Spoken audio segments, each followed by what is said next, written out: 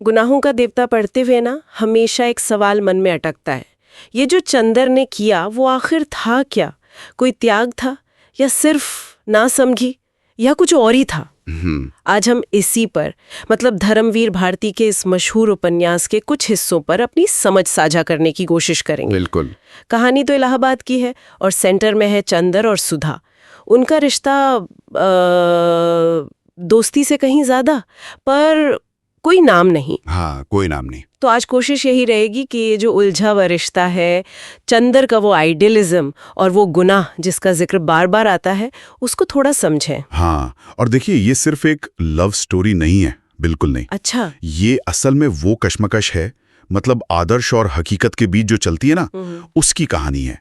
चंदर का अपना अंदरूनी द्वंद्व, एक तरफ सुधा के लिए गहरा लगाव और दूसरी तरफ उसे देवी बनाकर पूजने की वो उसकी अपनी सोच, वही कहानी का फोकस है। और हाँ, वो इलाहाबाद का माहौल, वो सामाजिक दायरे, वो भी शायद चंदर को अपने खोल में बंद रहने में मदद करते रहे। सही बात है। कहानी में जैसे बताया है कि चंदर सुधा को किसी देवी की तरह पूजता था। उसकी छोटी छोटी बातें, उसकी मासूमियत, सब बहुत पवित्र लगता था उसे। बिल्कुल। जबकि सुधा ज्यादा सहज थी, वो खुलकर प्यार जताती थी, गुस्सा भी हो जाती थी, रूठ जाती थी। पर चंदर वो अपने बनाए ऊंचे आदर्शों में ही खोया रहा। हाँ, वो जानता था, अंदर ही अंदर वो जानता था कि सुधा उससे कितना जुड़ी है। वो खुद भी उससे बहुत गहरे जुड़ा था। लेकिन उसे लगता था कि इस रिश्ते को नाम देना, उसे मानना, वो जैसे उसे गंदा कर देगा, अपवित्र कर देगा, है ना? एग्जैक्टली। यही सोच थी उसकी, और इसी सोच ने उसे एक अजीब सी पैसिविटी में धकेल दिया। उसे लगा सुधा पर उसका हक नहीं है, बस एक एहसास है जिसे छुपाकर रखना ही सबसे ऊंचा आदर्श है। और इसीलिए जब सुधा की शादी की बात पक्की हुई, वो जैसे पत्थर बन गया, बिल्कुल चुप। ये बात वाकई चौंक आती है, खासकर जब सुधा ने इशारे भी किए थे, है ना?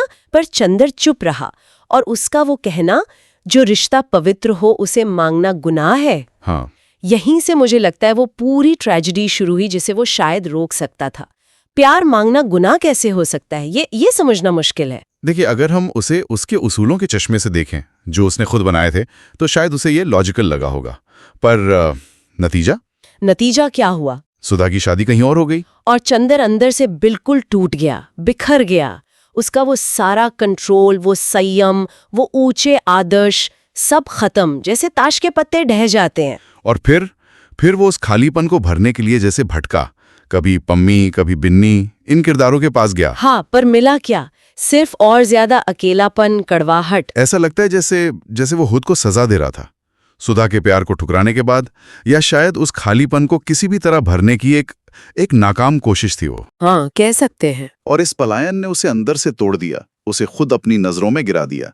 उसे लगा कि त्याग का हक भी शायद उसी को है जो किसी चीज को अपनाने की हिम्मत रखता हो। वो अपनी ही आत्मा के सामने जैसे शर्मिंदा खड़ा था। और फिर वो सीन आता है, सालों बाद वाली मुलाकात। हाँ, चंदर और सुधा फिर मिलते हैं। सुधा अब एक शांत, शादीशुदा औरत है, पर आंखों में शायद वही पुराना दर्द, वही प्यार झलकता है।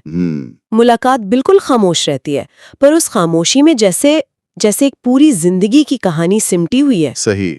और शायद उसी वक्त चंदर को असलियत का, अपनी भूल का एहसास होता है कि सुधा का भला सोचने के चक्कर में उसने उसे हमेशा के लिए खो दिया, और प्यार को ना मानना ही शायद सबसे बड़ा गुनाह था। तो इन हिस्सों का सार क्या निकलता है? सार शायद यही है कि ये एक अनकहे अनजिए प्यार की एक दर्दनाक कहानी है। एक ऐसे आदर्श की कहानी है जो ऊपर से देखने में कितना महान लगता है, पर अंदर से कितना खोखला साबित हुआ।